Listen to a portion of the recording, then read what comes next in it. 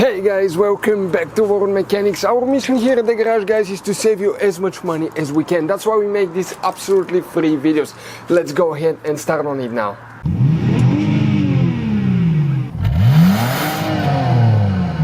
Today's video we're going to show you how to remove the headlights on a Beetle first generation from 1998 all the way to 2005. It's the same procedure for both headlights, so we're gonna demonstrate on the left one only, the driver's side.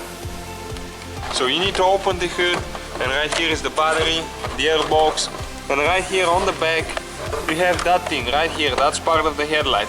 So this little thing you need to lift it up, then pull a little bit on the headlight, just a little bit, because it tends to get stuck, and now go all the way up, and then the headlight comes right out.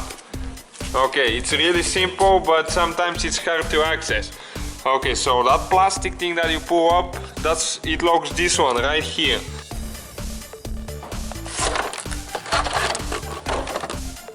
Okay, that's the whole procedure.